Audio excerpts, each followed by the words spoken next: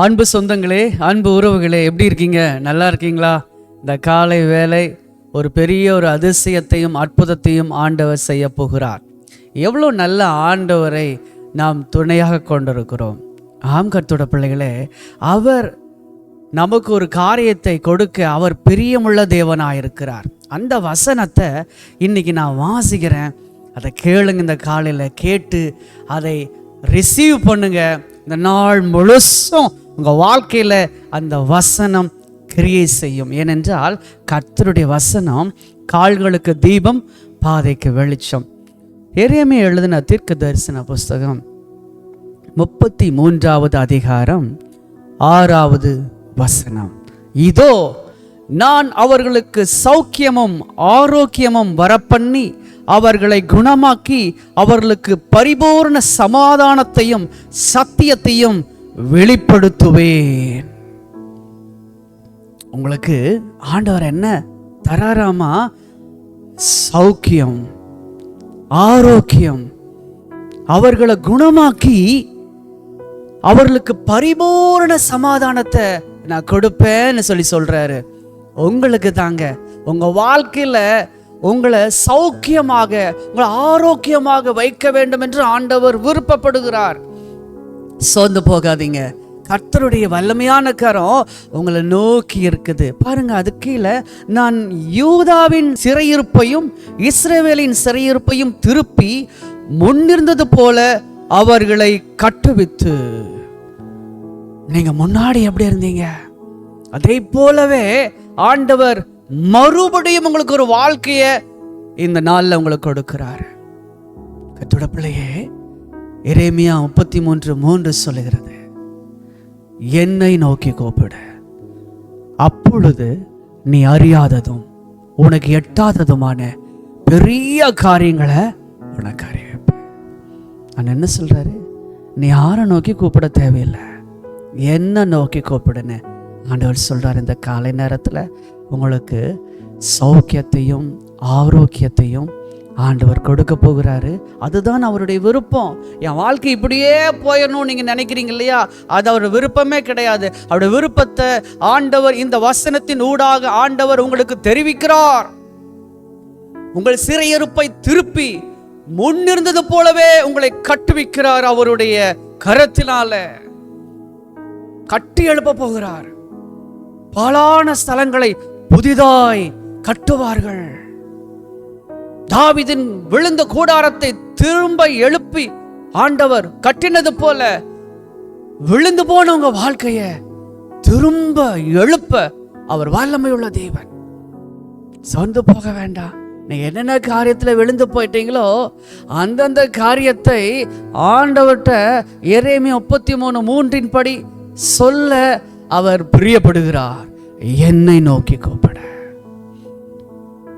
அப்பொழுது நீ அறியாததும் உனக்கு எட்டாததுமான பெரிய காரியம் உனக்கு ஆண்டவர் என்ன செய்யறேன்னு சொல்லியிருக்காரு. செய்யற பெரிய காரியத்தை, ஏதோ சின்ன காரியம் நினைச்சிட்டு இருக்கீங்க, ஒரு பெரிய காரியத்தை உங்க வாழ்க்கையில ஆண்டவர் செய்ய போகிறார்.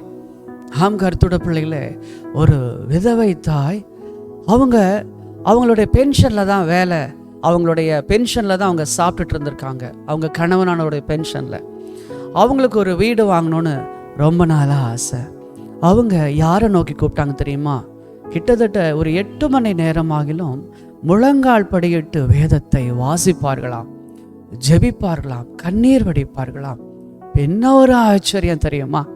அவர்களுக்கு வர வேண்டிய ஒரு தொகை வெகு நாட்களாக தடையா இருந்தது. அவங்களுக்கு அந்த நேரத்தில் வந்து சேர்ந்து அவர்கள் இடத்தை வாங்கி வீடு கட்டி அவ்வளவு ஒரு மகிமையான ஒரு ராஜாத்தியை போல அவர்கள் இப்பொழுது இருக்கிறார்கள். மிகுந்த ஒரு சாட்சி. ஒரு சின்ன காரியம் கிடையாதுங்க. உங்க வாழ்க்கையில பெரிய காரியத்தை கட்டுவிக்க போகிறாரு, கட்டி எழுப்ப போகிறாரு. சோர்ந்து போக வேண்டாம். அநேகருக்கு நீங்க வெளிச்சமா இருக்க போறீங்க. எந்தெந்த இடத்துல எல்லாம் அவமானப்பட்டீங்களோ, தலை கவிழ்ந்தீங்களோ, கர்த்தர் உங்களை தலை நிமிர பண்ண போகிறார். சொந்து போக வேண்டாம். உனக்கு விரோதமா எழும்புகிற ஆயுதம் வாய்க்காதே போகும். ஏன்னா கர்த்தர் அதை சொல்லி இருக்கிறார்.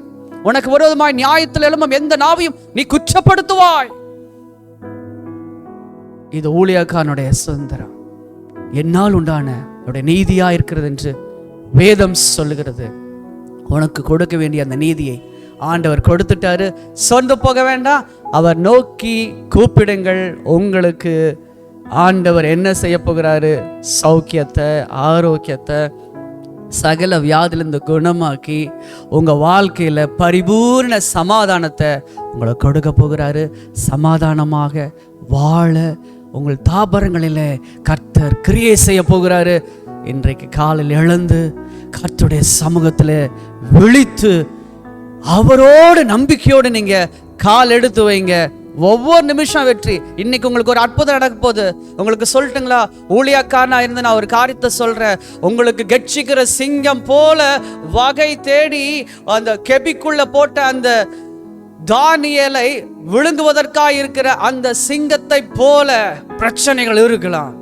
ஆனால் ஆண்டவருடைய அந்த அன்பு உங்களை நோக்கி கொண்டு இருக்கிற தேவ பிள்ளையே, தேவ தூதர்களை அனுப்பி அந்த சிங்கத்துடைய வாயை கட்டி போடுகிறார். பிரச்சனை சிங்கத்தை போல இருக்கலாம், வியாதி சிங்கத்தை போல இருக்கலாம், கடன் பாரங்கள் சிங்கத்தை போல இருக்கலாம். இப்பொழுது தேவ தூதனை அனுப்பி அதோட வாகைகளை கட்டி போடுகிறார். நீங்க நம்புறீங்களா? காரியம் மாறுதலா முடிய போகிறது. யாரெல்லாம் இந்த காரியத்துக்கு சூழ்ச்சி பண்ணாங்களோ அவர்கள் அந்த கெபியிலே விழுவதற்கு உண்டான கால சூழ்நிலை ஏற்பட போகிறது. சோர்ந்து போக வேண்டாம். உங்க வாழ்க்கையில ஒரு பரிபூர்ண சமாதானத்தை ஆண்டவர் கொடுத்துட்டேன் என்று சொல்கிறார். தைரியத்தோடு உங்க வாழ்க்கையில நாள்ல கால் எடுத்து வைங்க. பெரிய காரியத்தை ஆண்டவர் செய்ய போகிறார். என்னை நோக்கி கூப்பிடு, அப்பொழுது நான் உனக்கு அறியாததும் எட்டாததுமான பெரிய காரியங்களை உனக்கு அறிவிப்பேன். God bless you. God be with you. நாளை சந்திப்போம். இது உங்கள் நேசர் சந்திக்கும் நேரம். ஆமென்.